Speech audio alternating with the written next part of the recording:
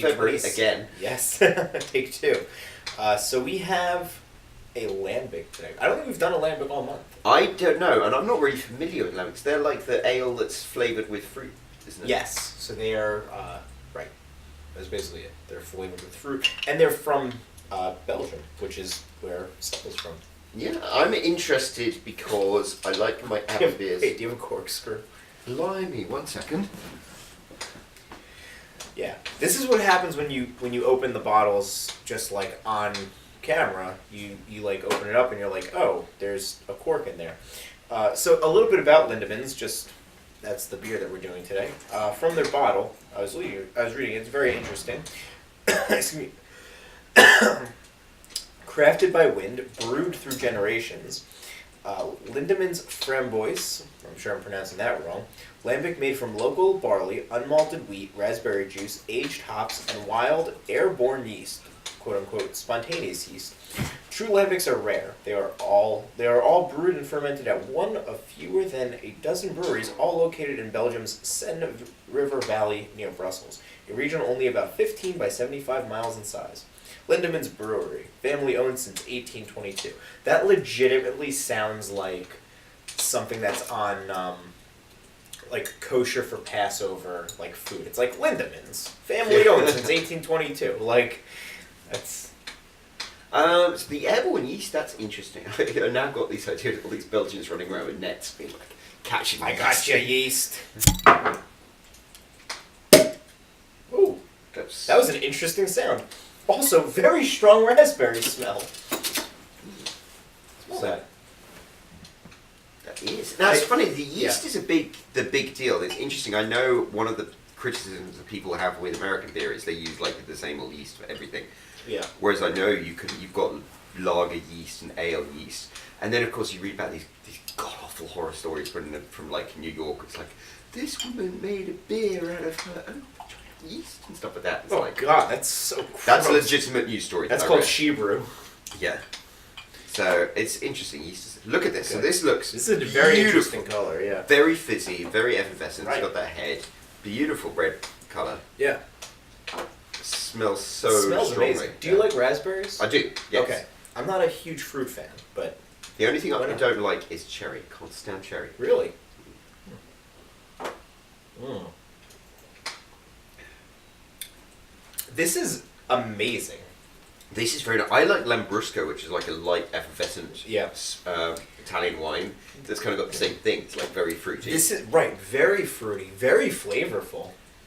And it's interesting because it starts off very much like sweet, fruity, almost like fruit juice, and then it's kind of got like a beer aftertaste. What's the ABV on this? That was another thing. Lambics. We were talking off camera. We neither of us really knew a lot about Lambics, and you think hosting a beer show we would look it up, but we didn't. But they're only like 2 to 8% is like that's their thing. Is like it doesn't have a very high ABV.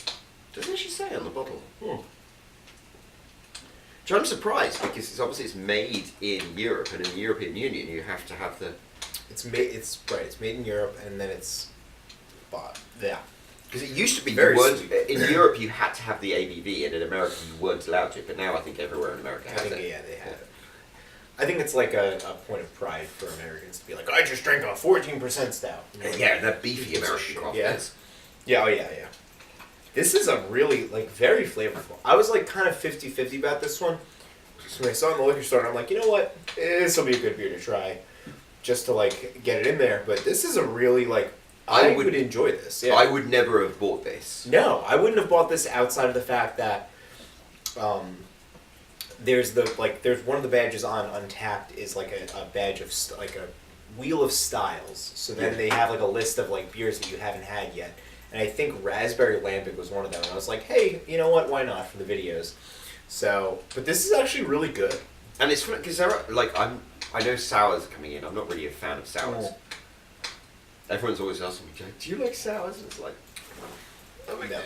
Yeah, do you want some? You might as well. Yeah. Well, might as well kill it on camera.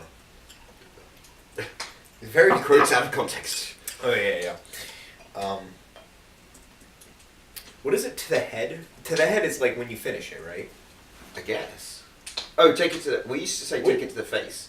Take it to the face. Is that the? That's just to the drink. head.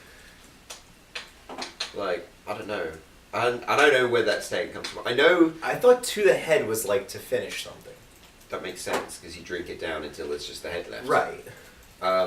Our friend Lauren, like, she was like, I'll take a drink to the face, basically, just means you, like, drink it. Yeah, that's like slamming your face with beer, yeah. And then one of my favourites is when you finish a bottle of champagne, you put it upside down, and it's called One Dead Man. Really? Yes. There we go. Interesting. Mm. This is like, I really like, I was caught off guard by how much I enjoy this. Yeah, I could quite happily drink another couple of bottles of these. It's very sweet. It tastes.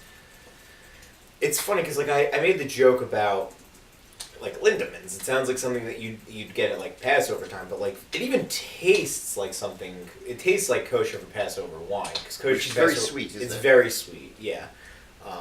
Because they can't ferment it with yeast, so they ferment. Kosher for Passover wine is fermented with fruit. Now that's interesting. How does that work? Because I don't know. Because I asked a rabbi once, and he was like, "Oh, you make it with fruit, like blueberries, and I guess raspberries too." Maybe it's because it's the yeast. It's not wheat yeast, which is the leaven. Yeah. And obviously beer is made with wheat, right. So yeah, there is, and then Schmaltz brew. I don't know. Yeah, I think it's Schmaltz. Schmaltz. It's a pastrami one.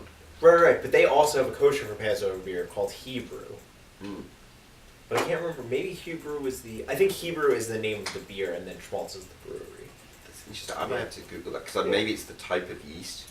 Mm. Because you can only have unleavened bread, and the thing that leavens the bread is yeast. Right. Oh. So.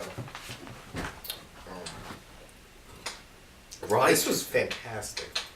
Good job, Really hit the Lindeman. spot. Yeah, good Good job, job, Mr. Lindeman. Yeah. Right. So, 2 more days. I think maybe we should do a thing. We both get one beer for the next 2 days, and we surprise each other. That's actually really fun. Let's do that. Yeah, we'll just get like the All right. most off the wall beer. What happens if we get the same beer though? Then that will be. That would be amazing if we got the same beer. I don't see that happening, but yeah, let's aim. All right, let's do that. We'll pick a day. You will off camera. We'll pick a day, and we'll say we're going to film this day, and then we'll get 2 more beers, and we'll surprise each other. You know, it would be fun because we were filming this before we go to Atlantic City. We should tell Tina and Mark to pick a ridiculous beer.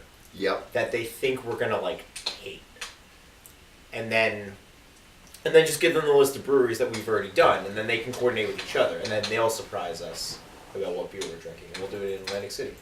I like that idea. Although Tina and Mark might be like, "This sounds like a lot of whack." Maybe. Right. We'll see. We'll talk about it, and you'll find out tomorrow. But I like the idea of filming them in Atlantic City. Yeah. Excellent. So, right. All right. Cheers. Cheerio. Till tomorrow.